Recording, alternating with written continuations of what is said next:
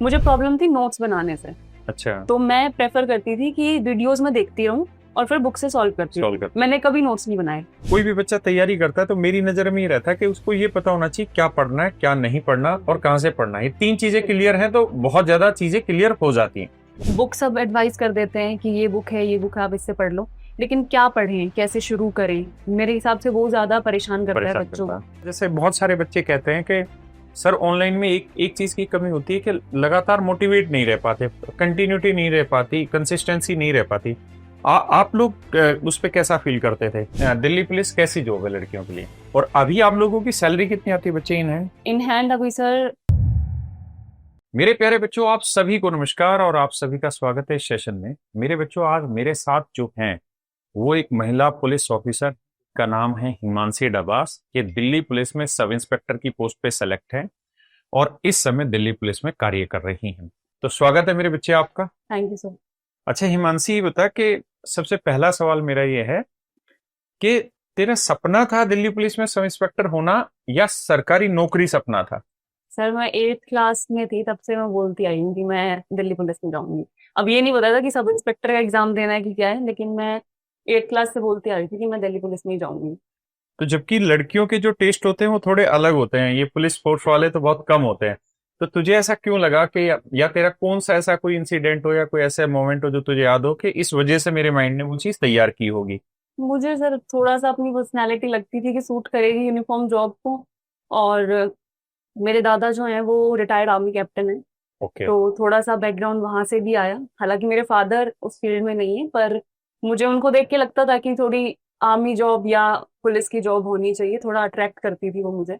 तो तूने फिर एनडीए ट्राई नहीं किया था? मैंने एनडीए नहीं किया था। उस टाइम पे एनडीए का पता नहीं था। जब ट्वेल्थ अच्छा। क्रॉस करी ना तब गर्ल्स के लिए एनडीए नहीं होता था। Okay okay. मैंने 2016 में ट्वेल्थ क्रॉस करी थी। अच्छा, उस समय तो नहीं उस था। समय लड़कियों के लिए एनडीए नहीं था। और इस फिर उसके बाद सीडीएस का भी तूने नहीं सोचा? सीडीएस का मैंने दिया सर 2 बार एग्जाम, पर क्योंकि मैं एसएससी के लिए प्रिपेयर कर रही थी तो वो Nice. उतना फोकस सीडीएस पे हो नहीं पाया। मतलब तूने माइंडसेट पूरी तरीके से एसएससी सीपीओ पे फोकस कर दिया था? ये सर बीच में थोड़ा सा गैप आ गया था, लेकिन थोड़ी सी डेस्टिनी ने अपना रोल प्ले किया। मैंने बीच में छोड़ दिया था क्यों? क्योंकि मैं पढ़ाई से इतना परेशान हो गई थी कि सिलेक्शन ही नहीं हो पा रहा था। तो मैंने जब मेरा सीएचएसएल क्रॉस हुआ सबसे पहले तो अच्छा, सीएचएसएल क्लियर हुआ। हाँ जी, मुझे दिल्ली मिला था, हम्म। पीडब्ल्यूडी डिपार्टमेंट मुझे हम्म। मिला था। तो फिर मैंने उस टाइम पे ब्रेक ले लिया था कि मुझे नहीं करना। मैंने फर्स्ट टाइम सीपीओ दिया जब मैं प्रिपेयर करना शुरू किया था आफ्टर राइट। ग्रेजुएशन। हम्म। तो मेरे नंबर जो आए वो मुझे देख के ऐसा लगा कि ये तो कुछ ज्यादा हो गया। मैथ में मैं अगर बताऊं तो मेरे 2.5 नंबर आए थे। ओके। वो फर्स्ट सीपीओ था मेरा। तो उसके बाद मुझे लगा कि नहीं हो पाएगा, शायद मैथ मेरा उतना स्ट्रांग था नहीं, मैं आर्ट्स बैकग्राउंड से आती हूँ। अच्छा। फिर मैंने दोबारा शुरू किया, सेकंड सीपीओ अटेम्प्ट दिया। उसमें किसी रीजन की वजह से फिजिकल छूट गया। ओके। तो फिर मेरे को लगा कि शायद मेरे लिए है ही नहीं सीपीओ। फिजिकल छूट गया या फिजिकल हुआ नहीं क्लियर? फिजिकल छूट गया सर, मैं जाने ही नहीं पाई वहाँ ओके। पे। मुझे पता ही नहीं चला, कुछ नोटिफिकेशन मेरे को रिसीव नहीं हुई, तो थोड़ा सा वो कम्युनिकेशन गैप रह गया, तो वो नहीं हो पाया। उसके बाद मैंने छोड़ दिया। मैं कहा शायद मेरे लिए बना नहीं सीपीओ। अब मैं इसको छोड़ती हूँ। उसके बाद मैंने यही सीएचएसएल मेरा क्लियर हो गया था और उसी टाइम फाइनल सिलेक्शन हो गया था सीएचएसएल 2021 में। ओके। तो वो हुआ तो मैंने छोड़ दिया। फिर अब मैं नहीं पढ़ रही हूँ और सीपीओ प्री आ गया। फिर अच्छा। मैंने उसको दिया और क्योंकि मेरे पास एनसीसी सी सर्टिफिकेट था तो उस वजह से भी वो प्री निकल गया विदाउट ज्यादा प्रिपरेशन। हम्म। तो जब वो निकला तो मुझे हो पाई कि नहीं हो सकता है, और जो मैंने सोचा था उसको दोबारा परस्यू करा जाए, रीस्टार्ट किया जाए। रीस्टार्ट किया जाए, मुझे थोड़ी उम्मीद जगी और वो फिर उस अटेम्प्ट में और वो हो गया और मुझे दिल्ली पुलिस से मिल गई। ब्रिलियंट। अच्छा, तो तुम मुझे ये बता कि रीस्टार्ट करने में मतलब कितनी मेहनत लगी और माइंडसेट को कैसे तैयार किया? सर काफी प्रिपरेशन तो पहले भी कर रखी थी, तो उतना रीस्टार्ट में प्रॉब्लम आया नहीं। फिर उसके बाद थोड़ा बहुत किया, कोप अप जल्दी हो जाता अगर आपने पहले प्रिपेयर कर रखा है करता तो। हूँ। तो उसके बाद लगा कि हाँ हो जाएगा। जब प्री में स्कोर ठीक ठाक बना तो फिर उसके बाद मेंस की करी, फिजिकल की करी। फिजिकल में काफी थोड़ी सी दिक्कत हो गई, इंजरी हो गई थी। अच्छा। तो फिर ये लगा कि नहीं हो पाएगा। तो दादा कैप्टन है, उन्होंने सिखाया नहीं भागना दौड़ना? मैं सर वैसे भी बिना बताए भी करती रहती हूँ। मैं एक्सरसाइज में करती थी और मेरे फादर भी थोड़े से रहते हैं इस चीज में इन्वॉल्व, एक्सरसाइज वगैरह में। और फादर साहब करते क्या है बेटा? वो सर उनका प्राइवेट काम है, वो अच्छा। वैसा अपना खुद का ही करते तो हैं। तूने तैयारी करनी कौन से टाइम पे स्टार्ट की थी? सर 2019 में ग्रेजुएशन करी। उसके बाद पहले से ही सोच रखा था कि आफ्टर ग्रेजुएशन ही करना है। ग्रेजुएशन क्रॉस करी, फिर लास्ट में सोचा कि क्या करना है। 2020 में कोविड आ गया। उसके बाद ऑफलाइन जाने का तो कोई हिसाब उस था समय था ही नहीं, ऑफलाइन तो बंद ही और होता ऑफलाइन मेरे लिए बना भी नहीं था, क्योंकि मेरे को ज्यादा ट्रैवल करना नहीं पसंद, वो टाइम बहुत लग जाता है।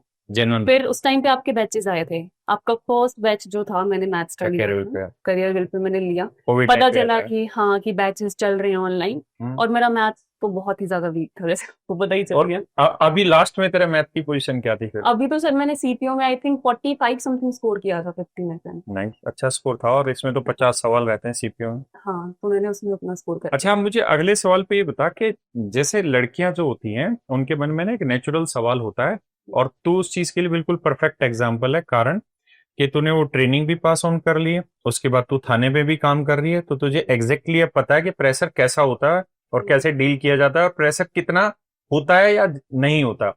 तो जो लड़कियां होती हैं उनके मन में यही रहता है कि नहीं, हमें डेस्क जो भी पसंद है, ऑफिस जो भी ठीक है, वर्दी वाली जॉब में दिक्कत ज्यादा होगी। एक तो टाइम का बहुत इश्यू होगा, एक ट्रेनिंग को लेके बहुत बच्चे डरती हैं, बहुत सारी लड़कियां डरती है कि बहुत मेहनत करनी पड़ती है। और तीसरा जो है कि वो जैसे दिल्ली पुलिस में टाइमिंग का वो नहीं है कि आपको 8 ही घंटे की ड्यूटी होगी या 6 घंटे की ड्यूटी होगी, है ना। जैसे हमारे हरियाणा में और दिल्ली में तो एक कहावत चलती है कि भाई लड़की के लिए सबसे बढ़िया नौकरी मास्टरनी की, मास्टर जी। है ना। बिल्कुल। क्यों? क्योंकि अपना 5-6 घंटे जाके पढ़ाना है। हाँ। तो तेरे हिसाब से दिल्ली पुलिस कैसी जॉब है लड़कियों के लिए?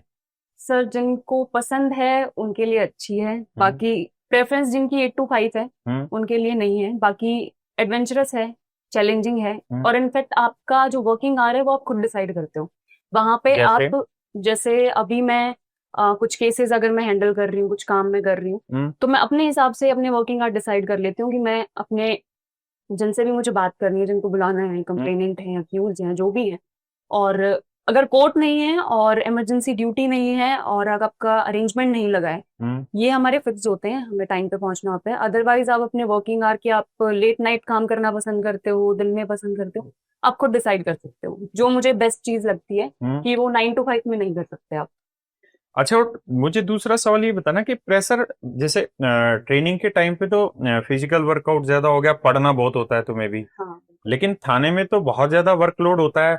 सामने कौन आ रहा है, आदमी जो क्राइम करके आ रहा है, उसकी मेंटेलिटी कैसी है, वो कैसे बात कर रहा है, तो वो कुछ प्रेशर फील करते हो तुम लोग, या सब देखा जाता है, सब झेल लिया जाता है? सर वो मैनेज हो जाता है, इतनी बड़ी कोई चीज नहीं। मतलब अगर आप ग्रेजुअली सीनियर से पूछ के, अभी तो हम क्योंकि अंडर ट्रेनिंग ही कह सकते हैं, आप डी कोर्स चल रहा है तो फिर सीनियर्स गाइड कर देते हैं, जो सीनियर ऑफिसर्स हैं, एसएचओ सर हैं, वो गाइड कर देते हैं, तो अभी उतनी कोई इशू नहीं आती है। बाकी आप इंडिपेंडेंट क्या डिसाइड करते हो वो बहुत मैटर बहुत करता बहुत है, मैटर। क्योंकि आपकी जो, मुझे लगता है कि पर्सनल जो आपकी सोच है वो आपको सिखाती है कि आप कैसे हैंडल करते हो। क्योंकि कई बार होता है कि आपको कोई नहीं बताने वाला होता, जी मैम। आपको अपने विवेक से काम लेना पड़ता है।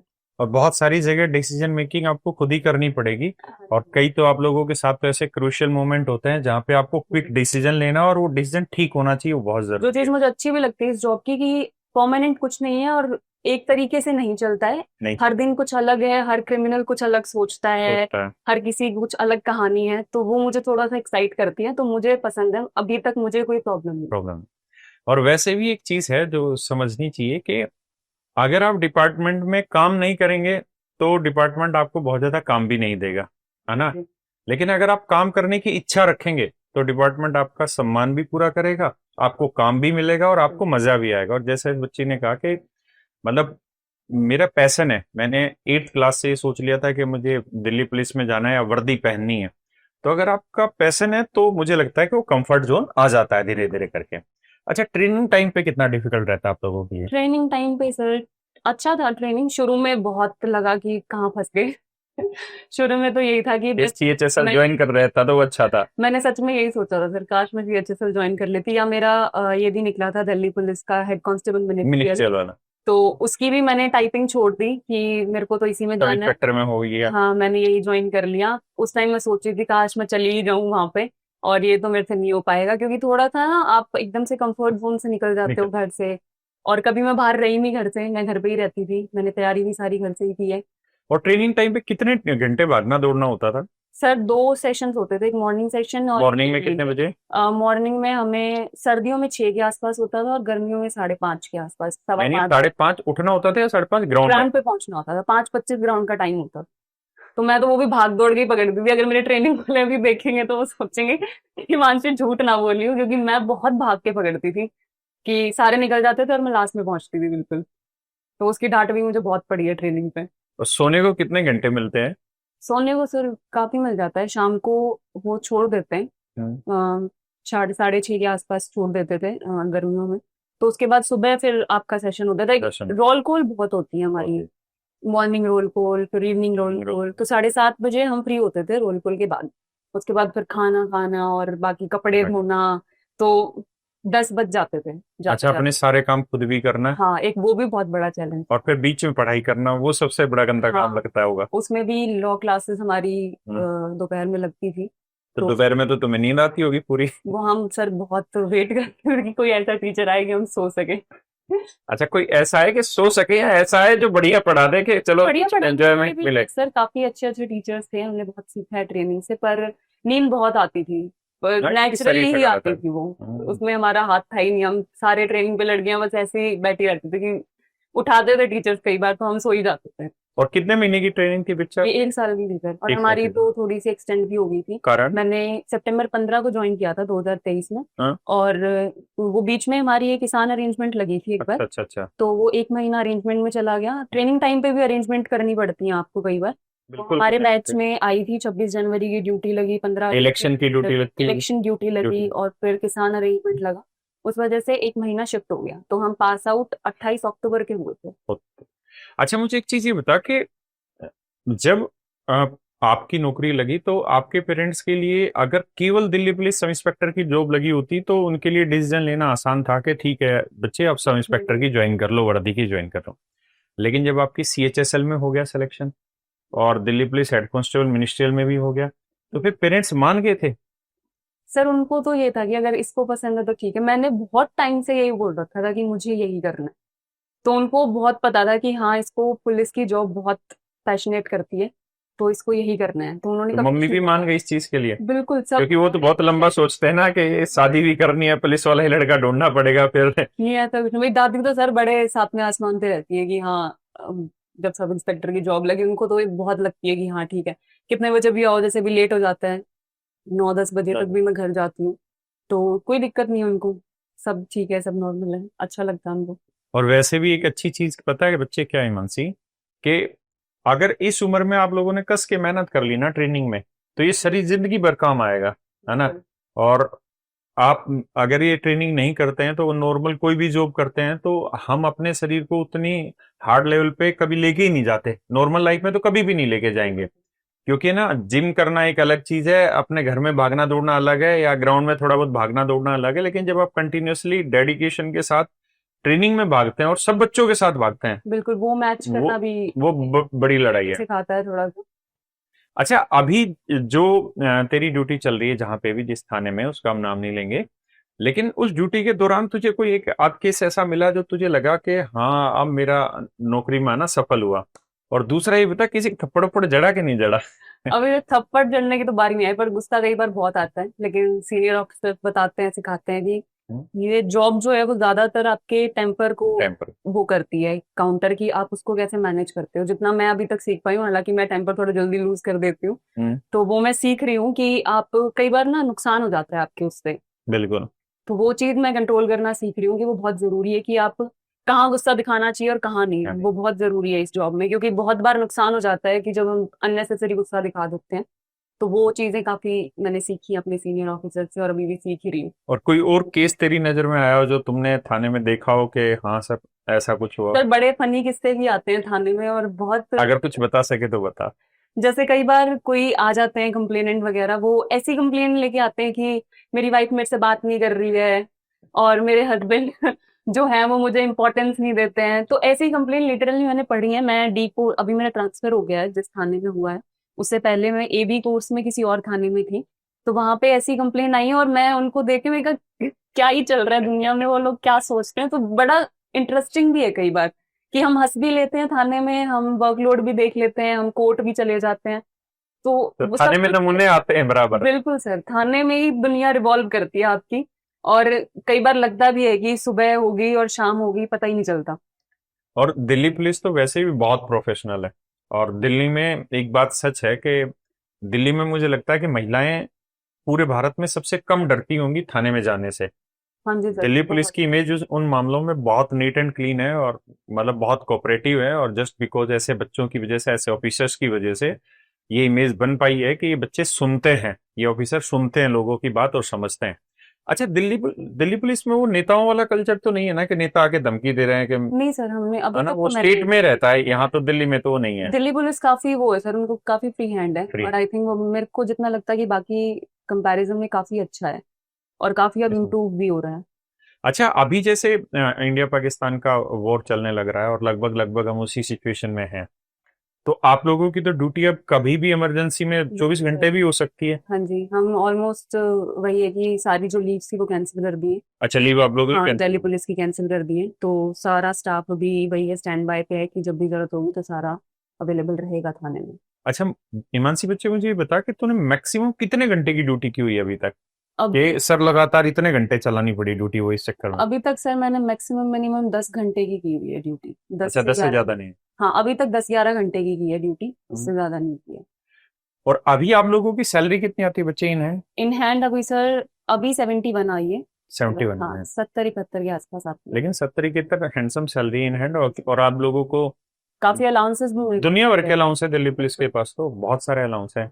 और दूसरी अलाउंस ये है कि ये 2 स्टार जो लगे हुए हैं, ये बहुत बड़े अलाउंस है। जब ये पहन के आदमी जाता है तो हर जगह 30% 40% रेट तो वैसे ही डाउन हो जाता है, जो सिर्फ इन स्टार की वजह से अलाउंस मिलते हैं और जो रिस्पेक्ट मिलती है। और इसमें भी कोई दो राय नहीं कि दिल्ली पुलिस सच मायने में बहुत प्रोफेशनल है और बहुत अच्छे तरीके से काम भी करती है।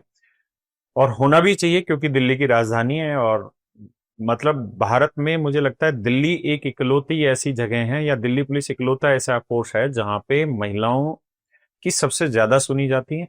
और अब तो आने वाले दिनों में, मैं अभी न्यूज पढ़ रहा था थोड़े दिन पहले राजनाथ सिंह जी की, उन्होंने कहा था कि हम चाहते ये हैं, होम मिनिस्टर की अमित शाह जी के, कि दिल्ली में लगभग जो पुलिस फोर्स है उसमें 60% महिलाएं हों। बिल्कुल सर, अभी बहुत सारी हमारा बैच में हम 100 लड़कियां थी, हम्म।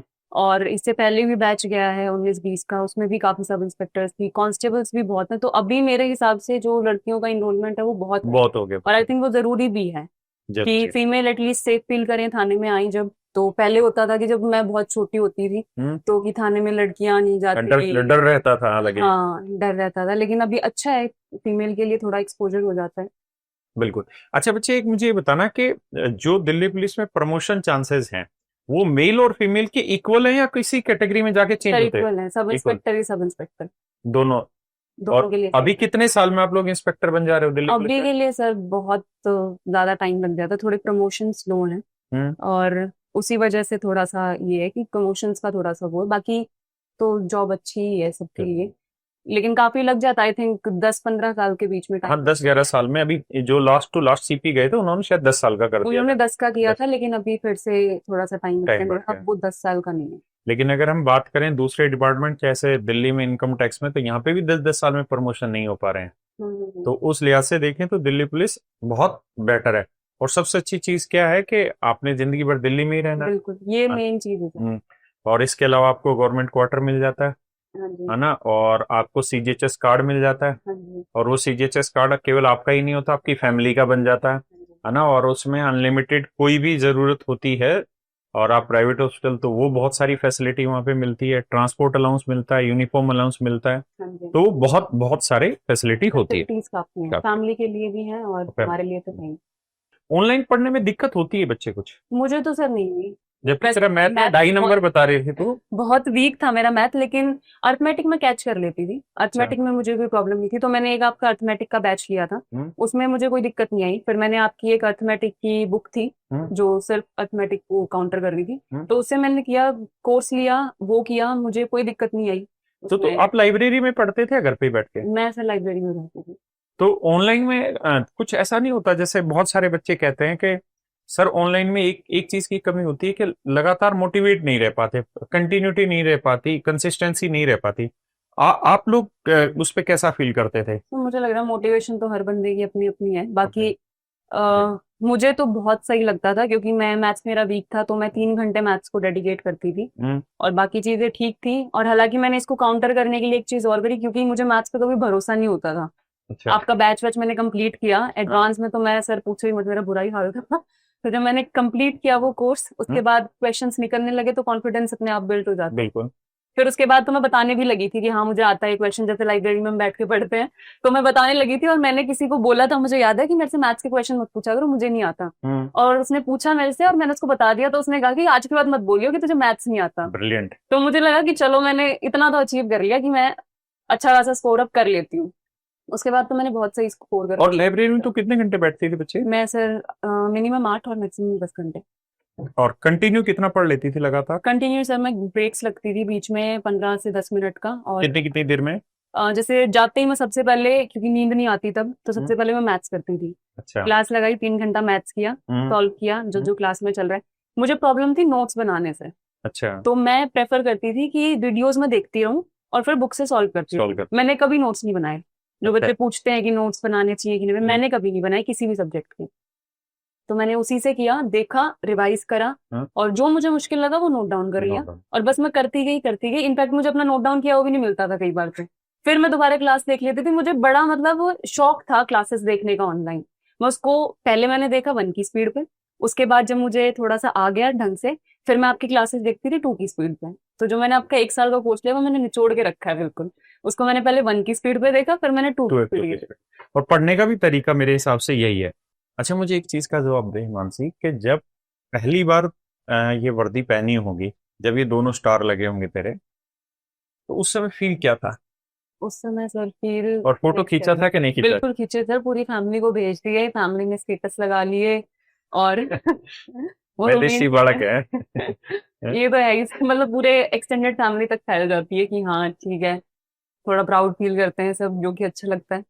और फोटोज तो कंपलसरी थे सर, फोटो खींचने और के। जो तुम्हारी पासिंग आउट परेड थी, हाँ जी। तो ये उसी दिन लगते हैं या ट्रेनिंग में दे देते हैं नहीं सर, स्टार्ट? ये ट्रेनिंग में ही दे देते हैं हम, लेकिन ट्रेनिंग में स्टार्स नहीं लगाते हैं। अच्छा। जब हम बाहर जाते हैं ट्रेनिंग से, जैसे अरेंजमेंट मैं आपको बता रही थी, तो उनमें हम स्टार्स लगाते हैं। बाकी हम ट्रेनिंग में विदाउट स्टार्स क्लासेस अटेंड करते हैं। और जो आप लोगों की पासिंग आउट परेड होती है, पासिंग आउट परेड ही बोलते हैं ना हाँ जी, उसको, हाँ जी। तो उसमें ये स्टार वगैरह पूरी यूनिफॉर्म में हाँ होते जी, हैं? वो अलग वर्दी होती है, उसको हम कलफ वाली वर्दी बोलते हैं, वो ये यूनिफॉर्म नहीं होती। अच्छा, ये वाली यूनिफॉर्म नहीं, नहीं होती। वो मांड लगी होती है उसमें, अच्छा। वो कॉटन की वर्दी होती है, वो पहनते हैं। उस पे थोड़े से फैसिनेटिंग चार्ट्स लगते हैं, आपने देखा होगा, थोड़े से चमकीले टाइप के, और वो ड्रेस वैसी अलग होती है थोड़ी सी, वो ऐसी नहीं होती। वो ये मुझे पहली बार पता चला कि पासिंग आउट परेड में वो डिफरेंट रहती है। हाँ वो तो डिफरेंट उस है। दिन आपकी पूरी फैमिली गई होगी वहां पे, हाँ पूरी फैमिली गई थी। है ना? उससे पहले तो ट्रेनिंग में तो कौन जाने देता होगा? कोई नहीं जाता था ट्रेनिंग में जाने।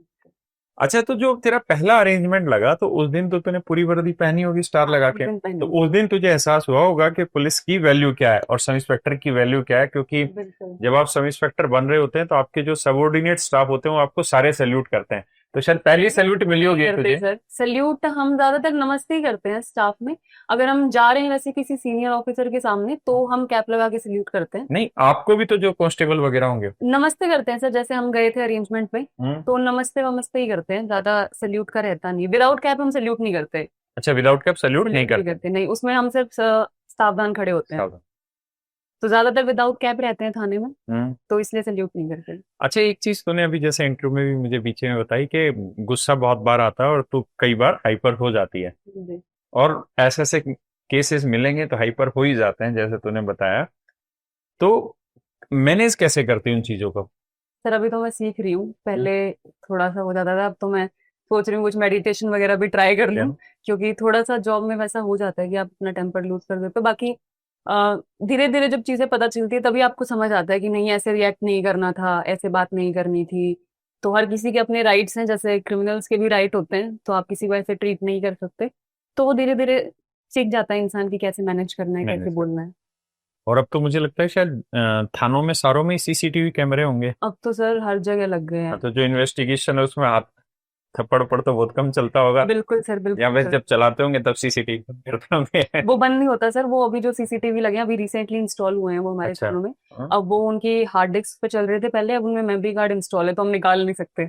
तो अब सारी मॉनिटरिंग जो है वो दिल्ली पुलिस की और इनफैक्ट हमारे लिए भी मुझे लग रहा है कि अच्छा ही है। अच्छा, अच्छी चीज। कोई ज्यादा ये नहीं बोल सकता कि फेक एलिगेशन नहीं लगा सकता पुलिस पे कि पुलिस ने ऐसे मैनेज नहीं किया वैसे मैनेज नहीं किया, क्योंकि सारी मॉनिटरिंग जो है वो जाती है आगे और उसमें मेमोरी कार्ड में वो सेव होती है। ठीक ठीक। अच्छा हिमांशी, मुझे एक चीज सवाल का जवाब देना कि जैसे हम कई बार है ना मूवी देखते हैं, तो मूवी में क्या होता है कि दो पक्ष रहते हैं, एक एक ये वाला वकील, एक ये वाला वकील, दोनों ही अपने अपने तर्क दे रहे होते हैं। और जब ये वाला तर्क दे रहा होता है तो हमें ये लगता है बिल्कुल ठीक कह रहा है, जब वो वाला बोलता है तो हमें वो लगता है कि ये बिल्कुल ठीक कह रहा है, और हम बहुत कंफ्यूज होते हैं। बाद में जाके कोई फिर डिसीजन निकलता है, जबकि हम उसके बैकग्राउंड की पूरी स्टोरी फिल्म में देख रहे होते हैं, तब डिसीजन निकालना आसान होता है। अच्छा, जब आप थाने में बैठे हो और मान लो कोई दहेज प्रताड़ना का केस लेके आई, और कोई लड़का बेचारा खड़ा हुआ सामने, बोला जी मैडम मैं तो दहेज नहीं मांगा और ये तो वैसे सब यही कहते हैं सर।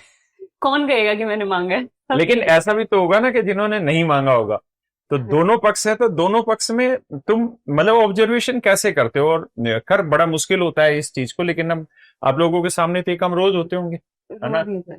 तो धीरे धीरे अपने इमोशन पे कैसे काबू करते हो? जैसे कई बार हमें लगता है कि, जैसे मैं अपनी बताऊं कि मुझे अगर कोई बहुत मतलब ऐसी स्टोरी बता दे कि जो इसमें लगे कि हाँ यार इसके साथ बहुत बुरा हुआ है, तो मेरा मन करता है कि इसकी हेल्प हाँ करे। बिल्कुल, वो आता है सर, तो इमोशनल फैक्टर। उसको इमोशन को कैसे कंट्रोल करते हो? और तुम जब ऐसी सिचुएशन आती है तो क्या वो एक्सपीरियंस हो गया कि आंखों में पढ़ लेते हो कि हाँ ये झूठ बोल रहा है, ये सही बोल रहा है? अब सर इतना तो एक्सपीरियंस थोड़ा बहुत तो मुझे हो ही गया है कि हाँ ये झूठ बोल रहा है ये सच बोल रही है। और थोड़ा सा प्रोसीजर भी है, जो वुमेन रिलेटेड केसेस आते हैं स्पेशली जो डाउरी वगैरह के आते हैं, हम्म। वो डायरेक्ट हमारे पास नहीं आते। अब अच्छा, सीएडब्ल्यू सेल बन चुका है। ईडब्ल्यू सेल मतलब? ये वुमेन के लिए सेल होता है जहाँ पे काउंसलिंग होती है अच्छा। कि जो कंप्लेंट्स हैं दहेज प्रताड़ना की है या हाँ। मारपीट की है वो वहां डलती है, वहां हम्म, काउंसलिंग होती है, काउंसलर्स होते हैं। हम्म, तो एक पूरी कोशिश करी जाती है कि उनकी शादी बच जाए।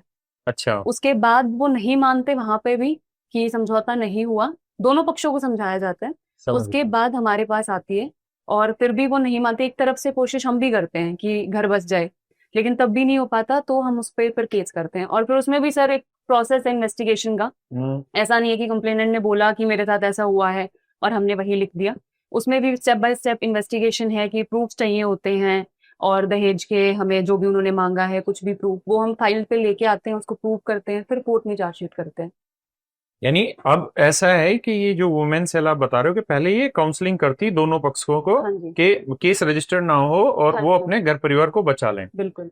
जब वो वहां के एफर्ट फेल होते हैं तब आप तब लोगों के हमारे पास एफआईआर के लिए या केसेस के लिए हाँ आते जी, हैं? तो डीसीपी Right. फॉरवर्ड करते हैं कि अब इस पे नहीं समझौता हुआ तो आप इस पे अब एक्शन लिए। अच्छा, थाने में आप अपना इमीडिएट बॉस कौन होता है आप लोगों का, जिसको आप रिपोर्ट करते हैं? एसएचओ सर होते हैं। एसएचओ को रिपोर्ट करते हैं? हाँ जी। अच्छा भाई, एक बात मुझे बता कि तूने बच्चे अपनी तैयारी की, उसके बाद 3-4 पोस्टों पे तूने सिलेक्शन भी लिया, फाइनल प्रोसेस तक दी गई, और उसके बाद तो वो हमारे गांव में कहना थानेदार नहीं बन गई है। हाँ जी। सब इंस्पेक्टर को थानेदार नहीं कहते हैं। हाँ जी। तो अब अगर मैं बात करूं तो आप उस जर्नी को बहुत आगे तक तय करके आ गए हो, जिसका लोग सपना देख रहे होते हैं, है ना? तो बहुत सारे बच्चे सब इंस्पेक्टर बनना चाहते हैं और आप बन चुके हो और बन के थाने में सर्व भी कर रहे हो दिल्ली पुलिस को। तो नए बच्चों के लिए आप क्या स्ट्रेटेजी डिस्कस करना चाहोगे, कुछ बताना चाहोगे कि तैयारी में ये चीजें बहुत अहम है? जैसे हम कोई भी बच्चा तैयारी करता है तो मेरी नजर में ये रहता है कि उसको ये पता होना चाहिए क्या पढ़ना है, क्या नहीं पढ़ना, और कहाँ से पढ़ना है। ये 3 चीजें क्लियर हैं तो बहुत ज्यादा चीजें क्लियर हो जाती हैं। बिल्कुल। तो आप कुछ बताना चाहो बच्चों को तो बताइए प्लीज। सर शुरू में थोड़ा सा रहता था, जो बच्चे बिल्कुल स्टार्ट फ्रेश करते हैं वो मुझे लगता है जैसे मेरे साथ हुआ था कि कोई एक बार उंगली पकड़ के बता दे कि कैसे करना है। क्योंकि बुक सब एडवाइस कर देते हैं कि ये बुक है ये बुक है आप इससे पढ़ लो, लेकिन क्या पढ़ें कैसे शुरू करें, मेरे हिसाब से वो ज्यादा परेशान करता है परेशान बच्चों करता को। है। तो मैंने खुद से ही शुरू किया था। हम्म, और थोड़े बहुत जैसे मैंने बहुत ज्यादा इंटरव्यूज नहीं देखे हैं हम्म, किसी के या कुछ ऐसा कुछ। तो मैंने जब देखा कि 2-4 मैंने देखे उसी से मैंने समझ लिया कि ऐसे करना है। तो मैंने जो भी था, जैसे मैंने बताया कि मैथ्स वीक था तो हम्म। उसको ऐसे प्रिपेयर करा कि 3 घंटे दिए। रीजनिंग सबको आई थिंक समझ आ ही जाती है। और जिसका थोड़ा मैथ ठीक होता जाता है वो वो रीजनिंग रीजनिंग पकड़ता चला जाता है। पकड़ता चला जाता है, उसमें मैंने जैसे 1 घंटा या 1.5 घंटा रीजनिंग कर ली। हम्म, कभी कभार ऐसा होता था कि एग्जॉस्ट हो जाता है दिमाग, मन नहीं करता, हम्म। तो रीजनिंग इजिली निकल जाती है। तो मैं काफी देर तक बैठे बैठे रीजनिंग ही करती थी ठीक ठीक। कि चलो थोड़ा सा मैनेज हो जाएगा। मेरी जीएस काफी अच्छी थी, हम्म, तो मैं मैथ से बहुत डरती थी। तो मैंने उसको काउंटर करने के लिए कि मैं थोड़ा सा अच्छा स्कोर कर पाऊं, तो मैंने जीएस काफी पढ़ी। अच्छा। करंट अफेयर्स में डेली करती थी। हम्म, कोई दिन ऐसा नहीं गया होगा मैंने करंट अफेयर्स स्किप किया हो। हम्म, डेली करंट अफेयर्स की क्लासेस लेना, और हम्म। जीएस मैंने कवर करी ताकि मैथ्स में अगर मेरी मैया डूबे तो जीएस उसको कवर कर ले। एक टाइम पे सर मुझे लग रहा है कि मॉक टेस्ट ने जितना मेरा सिलेक्शन में योगदान है उतना तो किसी चीज का नहीं है। इनफैक्ट मैं आपको बताऊं, सीएचएसएल 2021 का जो मेरा सिलेक्शन था वो कंप्लीटली मॉक बेस्ड था। अच्छा। कंप्लीटली, क्योंकि उस टाइम में मैं बता रही हूँ 2021 में वो पेपर आया था। उस टाइम पे पता नहीं क्यों मेरा पढ़ने का मन उतना होता नहीं था, क्योंकि मैं लॉकडाउन में भी पढ़ी मैं थोड़ा बहुत, लेकिन उसके बाद फिर ये मेरे ख्याल से मैंने सीएचएसएल दिया था जुलाई में। जुलाई या अगस्त में मैंने दिया था, उसका प्री दिया था। तो मुझे जैसे ही डेट आई तो मुझे लगा कि अब मुझे पढ़ना शुरू करना पड़ेगा। थोड़ा सा प्रेशर हो ही जाता है कि अब की बार निकल जाए, अब की बार निकल जाए। तो जब मैंने वो किया तो मैंने सारा का सारा बुक्स करी साइड में, कोई बुक से नहीं करा मैंने पढ़ाई, ना मैंने रिवाइज करा। मैं दिन में 3 मॉक लगाती थी, मैं लाइब्रेरी जाती थी, 3 मॉक लगाई, रिवाइज कर। इवन एडवांस मैथ्स उस टाइम पे सर इतना मजबूत नहीं था मेरा, क्योंकि मैंने आपको बताया मैंने बैच 2020 के एंड में ही लिया था। तो मेरा मैथ उतना था नहीं कि उसमें से मैंने स्ट्रेटेजिकली उठाए क्वेश्चंस जो एडवांस के मुझे लगे कि ये तो बहुत बार रिपीट हो रहे हैं, ज्योमेट्री के क्वेश्चंस, ये थ्योरम बहुत बार रिपीट हो रही हैं, वो मैंने किए और मेरा सिलेक्शन हो गया। और इवन मुझे दिल्ली मिल गया, जो बच्चे सोचते हैं कि लास्ट में दिल्ली मिले।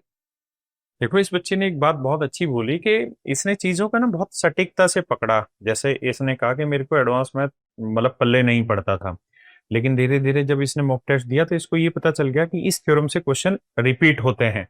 तो इसने क्या किया कि इतनी सारी चीजें नहीं पढ़ी, इतनी ही पढ़ी, और जो पढ़ी वो इतनी बढ़िया तरीके से तैयार कर ली कि इसको सीएचएसएल भी दिल्ली मिल गया। अदरवाइज दिल्ली मिलना अपने आप में बहुत डिफिकल्ट होता है, और आप ये बात बहुत अच्छे से जानते हैं कि 100 ही लड़कियों की पोस्ट थी दिल्ली पुलिस में सब इंस्पेक्टर के लिए, 120 कुछ थी 120, और उसमें सिलेक्शन लेना, क्योंकि आप जानते हैं एक तो दिल्ली पुलिस हो गया और सबको पता है कि दिल्ली में ही पोस्टिंग रहनी है, तो पूरे भारत के बच्चे सीपीयू का फॉर्म भरते हैं।